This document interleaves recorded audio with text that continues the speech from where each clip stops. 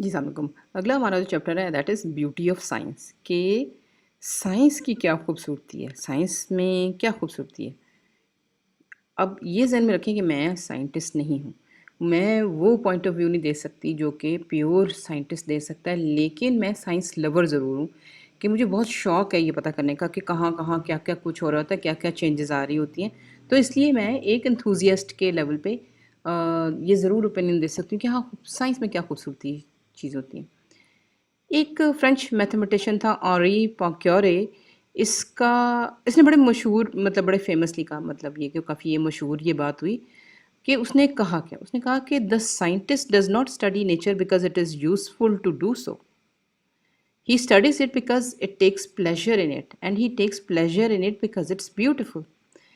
بڑی مزیدار بات ہے۔ اس نے کہا کہ جی دیکھیں جو سائنسدان ہوتا، اب کسی قسم کا بھی سائنسدان ہو، پیلیو بوٹانسٹ ہو، کوئی ریگولر باٹنی کرتا ہو، سیلیسٹیل باڈیز کو پڑھتا ہو، ڈاکٹر ہو، کوئی سرجن ہو، کسی بھی قسم کا سائنٹسٹ جس نے جو ایسے فنومینا کے ساتھ کام کر رہا ہوتا ہے جس کا علم عام لوگوں کو نہیں ہے، نئی سے نئی ڈسکوریز جو ڈفرینٹ فیلڈس میں ہوتی ہیں وہ سائنٹسٹ کرتے ہیں، تو کسی قسم کا بھی سائنٹسٹ ہو وہ اس لیے سائنس اسٹڈی نہیں کرتا بیکاز اس کو کوئی فائدہ ہوتا ہے اس سے، وہ اس لیے اسٹڈی کرتا ہے بیکاز اس کو مزہ آتا ہے اس کو اسٹڈی کرنے میں۔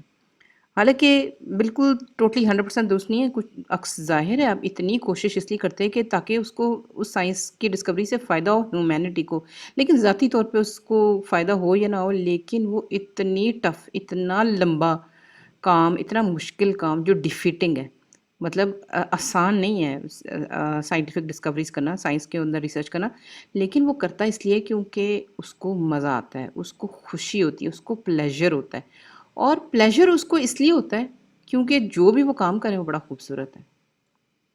اس کو سمجھتے ہیں کہ اس نے کہا کیا۔ اب جیسے جو سائنٹسٹ ہوتے ہیں اب سب 25 سال کرتے ہیں پروجیکٹ کے اوپر کام، بھائی کیسے کریں گے وہ جب تک ان کو واقعی عشق نہیں ہوگا اپنے کام سے۔ If nature were not beautiful, it would not be worth knowing and life would not be worth living۔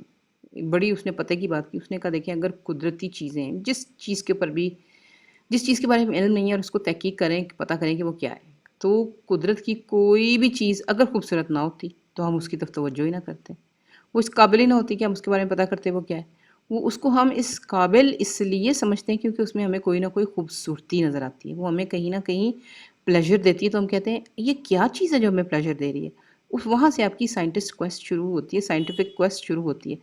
اور اگر کوئی بھی چیز زندگی میں خوبصورت نہ ہوتی، ہمیں ملتی نہ، ہمارا دل ہی نہیں چاہتا اس کے اوپر توجہ دینے کے لیے، تو پھر زندگی کا کیا فائدہ، پھر زندگی جینے کا کیا فائدہ اگر آپ کے ارد گرد خوبصورت چیزیں نہیں ہیں۔ گندی چیزوں کی طرف آپ کا دل نہیں چاہتا، آپ کو کلٹر نظر آتا ہے، آپ اسے جان چھڑانا چاہتے ہیں۔ خوبصورت چیزوں کے بارے میں آپ توجہ بھی دیتے ہیں، ایک سیدھی سی بات ہے جس پہ توجہ دیں گے اس سے پتہ کرنے کی کوشش کریں گے کہ وہ کیا ہے، اور اس میں مزید اور چیزیں نظر آئیں گی۔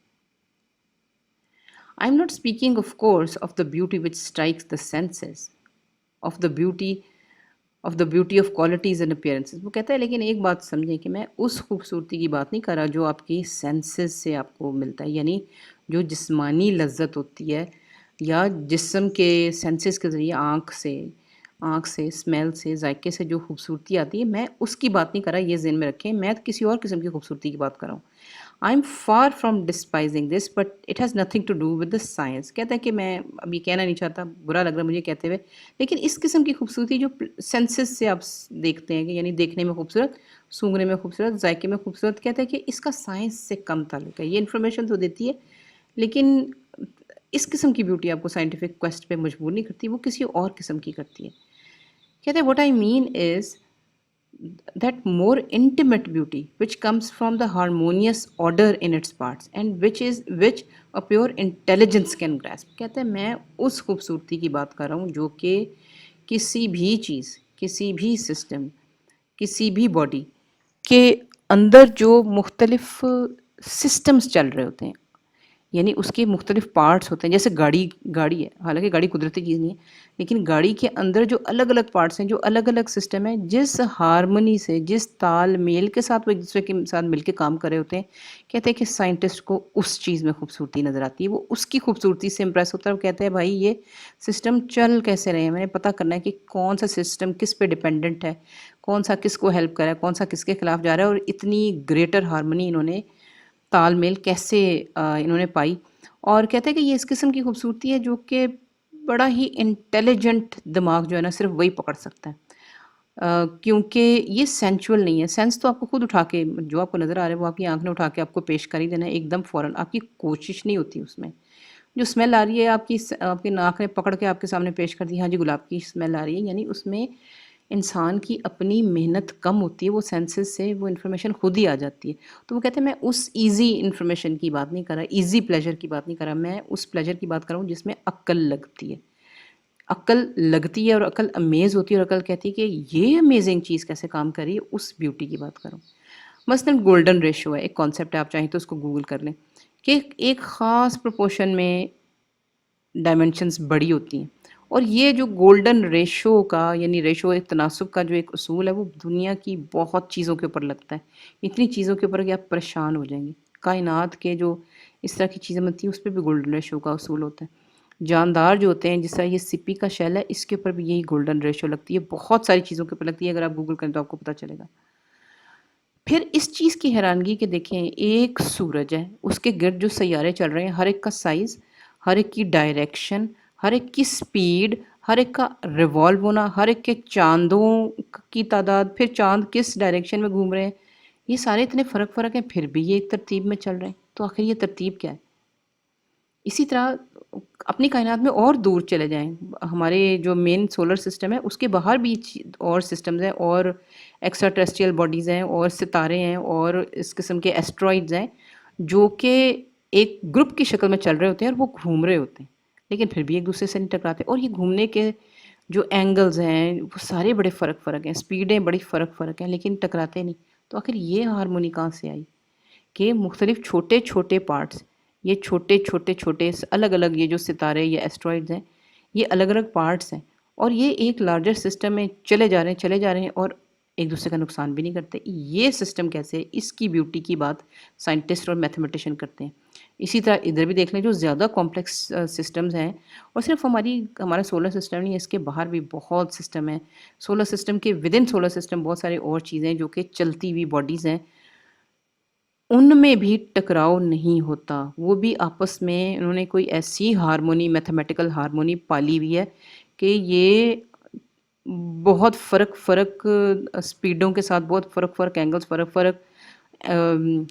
طریقوں سے چلتی ہیں، لیکن آپس میں ٹکراتی ہیں. تو سائنٹسٹ کہتا ہے یہ پتہ کرنا ہے مجھے، یہ خوبصورتی ہے، یہ کائنات کی ہائر لیول کی خوبصورتیاں ہیں، یہ سائنس کی مشکل ترین خوبصورتیاں جو عام انسان کو نہیں پتہ چلتی، کیونکہ یہ انفارمیشن آپ کو سینسز سے تو نہیں آ رہی، یہ تو آپ کو ڈسکوری سے آئے گی، محنت سے آئے گی. تو اس خوبصورتی کی بات ہو رہی ہے.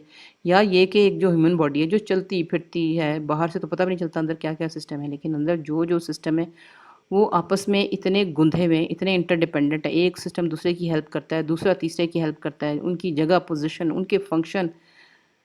مطلب یہ کیا ہے، یہ کیسے ہے، یہ کیوں ہے؟ سائنٹسٹ یہ پتہ کرنا چاہتا ہے، اس خوبصورتی کو ڈسکور کرنا چاہتا ہے.